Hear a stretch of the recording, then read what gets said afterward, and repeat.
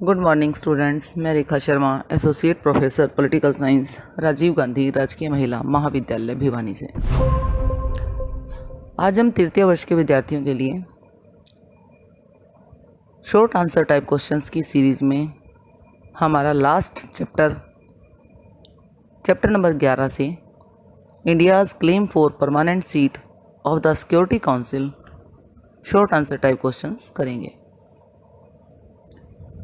इसी कड़ी में सबसे पहला क्वेश्चन है, भारत के नागरिक के रूप में सुरक्षा परिषद में भारत की स्थायी सदस्यता के पक्ष का समर्थन आप किस आधार पर करेंगे? आप आंसर लिखेंगे। भारत का नागरिक होने के नाते भारत की सुरक्षा परिषद में स्थायी सदस्यता के लिए निम्न तर्क दिए जा सकते हैं। नंबर 1, भारत चीन के पश्चात विश्व का सबसे अधिक जनसंख्या वाला देश है। नंबर 2, भारत में विश्व की कुल जनसंख्या का 1/5 भाग निवास करता है। नंबर 3, भारत विश्व का सबसे बड़ा लोकतांत्रिक देश है। नंबर 4, भारत ने संयुक्त राष्ट्र की सभी गतिविधियों में महत्वपूर्ण भूमिका निभाई है। और नंबर 5, भारत ने संयुक्त राष्ट्र की मांग पर शांति स्थापना के लिए अपनी सेनाएं भेजी हैं। नेक्स्ट क्वेश्चन, भारत की संयुक्त राष्ट्र के विभिन्न अंगों में भूमिका का वर्णन करें। आप आंसर लिखेंगे। भारत ने संयुक्त राष्ट्र के लगभग सभी अंगों में महत्वपूर्ण भूमिका का निर्वहन किया है। नंबर 1, भारत सुरक्षा परिषद का 7 बार अस्थायी सदस्य रहा है। भारत ने सुरक्षा परिषद के सदस्य के रूप में महत्वपूर्ण भूमिका निभाई है। नंबर 2, भारत सामाजिक तथा आर्थिक परिषद का अनेक बार सदस्य रह चुका है। पिछले कुछ वर्षों से भारत इस परिषद का निरंतर सदस्य चला आ रहा है। नंबर 3, श्रीमती विजय लक्ष्मी पंडित 1953 में महासभा की अध्यक्षा चुनी गई थी। नंबर 4, श्री राधाकृष्णन 1956 में यूनेस्को के सदस्य चुने गए। नंबर 5, डॉक्टर नागेंद्र अंतर्राष्ट्रीय न्यायालय में न्यायाधीश तथा मुख्य न्यायाधीश रहे। नेक्स्ट क्वेश्चन, भारत को संयुक्त राष्ट्र की सदस्यता से क्या लाभ प्राप्त हुए हैं? आप आंसर लिखेंगे। भारत को संयुक्त राष्ट्र की सदस्यता से निम्नलिखित लाभ प्राप्त हुए हैं।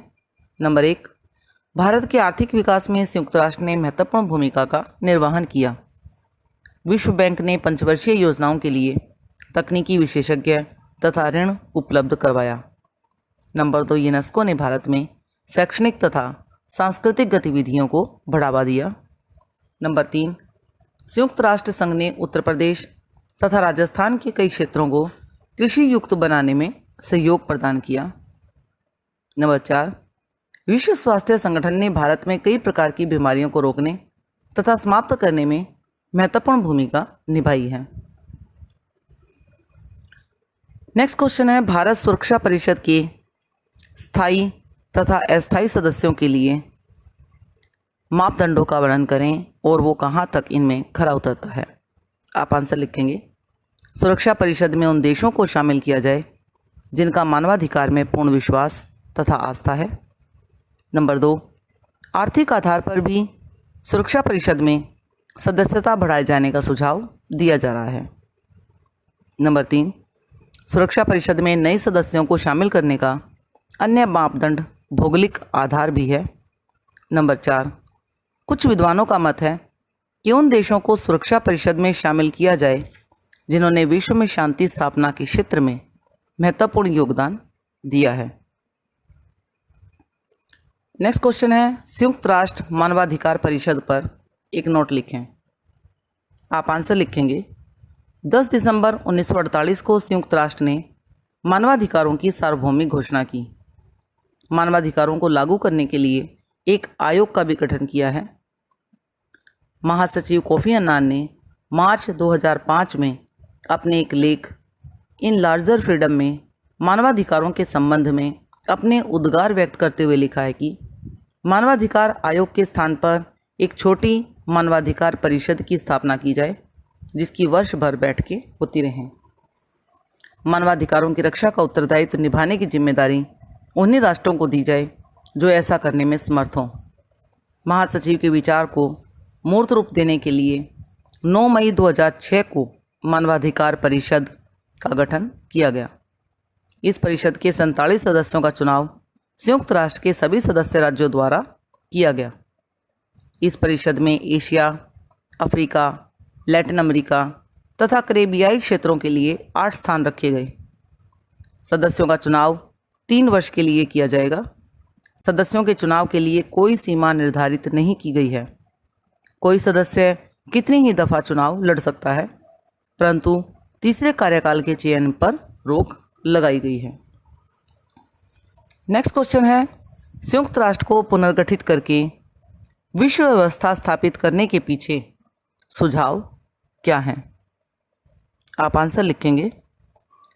मई 1991 में कुछ विचारकों ने आज के बदलते परिवेश में संयुक्त राष्ट्र को पुनर्गठित करके उसे अधिक क्रियाशील बनाने पर बल दिया है। इसके लिए निम्न सुझाव दिए गए हैं। नंबर 1, सुरक्षा परिषद के संगठन तथा निषेधाधिकार शक्ति में परिवर्तन लाकर संयुक्त राष्ट्र को अधिक कारगर बनाया जा सकता है। नंबर 2, महासचिव की चुनाव विधि में परिवर्तन किया जाए तथा उसे अधिक शक्तियां प्रदान की जाए। ऐसा करने से वह अधिक प्रभावशाली ढंग से अपने उत्तरदायित्व का निर्वहन करने में सक्षम हो जाएगा। नंबर 3, संयुक्त राष्ट्र के लिए विश्वव्यापी विधि क्रियान्वित करने वाली भूमिका की विस्तृत व्यवस्था हो। नंबर 4, वित्तीय संकट से संयुक्त राष्ट्र का मनोबल टूट सकता है। कुछ राज्य अपने प्रभाव को अधिक बढ़ाने के लिए अपनी अनुदान राशि कम कर देते हैं अथवा रोक देते हैं। चार्टर के अनुसार जो सदस्य राज्य वित्तीय नियमों का पालन नहीं करना चाहते अथवा नहीं करते हैं, उन्हें मताधिकार के अधिकार से वंचित कर देना चाहिए। नेक्स्ट और हमारा लास्ट क्वेश्चन है, चार्टर की संशोधन प्रक्रिया में सुधार के संबंध में सुझाव दें। सर्वप्रथम चार्टर की संशोधन प्रक्रिया को ही संशोधित करने की आवश्यकता है। चार्टर की धारा 108 में यह व्यवस्था की गई है कि संशोधन का प्रस्ताव महासभा के 2/3 सदस्यों द्वारा अनुमोदित होने के पश्चात सुरक्षा परिषद के 5 स्थायी सदस्यों सहित 2/3 बहुमत द्वारा अनुसमर्पित होना चाहिए। अर्थात 2/3 सदस्य उसको स्वीकार करें, जिसे महासभा के 2/3 सदस्य अनुमोदित होने के पश्चात सुरक्षा परिषद के 5 स्थायी सदस्यों सहित जो ये 2/3 सदस्य हैं, ये वो हैं जो अस्थायी सदस्य हैं। अर्थात इसका तात्पर्य सीधा सा है कि सुरक्षा परिषद के जो 5 स्थायी सदस्य हैं, उनके साथ साथ जो अस्थायी सदस्य हैं, उनको भी 2/3 बहुमत के द्वारा इसे अनुसमर्पित करना चाहिए। वो समर्थन करें इसका। इससे स्पष्ट विदित होता है कि सुरक्षा परिषद का एक स्थायी सदस्य भी महासभा के प्रस्ताव को निष्प्रभावी बनाने की क्षमता रखता है। अतः चार्टर के संशोधन के संदर्भ में किसी भी सदस्य को विशेषाधिकार प्राप्त नहीं होना चाहिए। प्रोफेसर निरंजन मुनिया का कहना है कि चार्टर के अंदर सामान्य संशोधन होने की हम आशा करें, इससे पूर्व चार्टर की संशोधन प्रक्रिया को ही संशोधित करना अनिवार्य है। तो स्टूडेंट्स, ये आपकी सीरीज़ थी शॉर्ट आंसर टाइप क्वेश्चंस की, जो आज हमारी समाप्त हो गई और हम अब कल से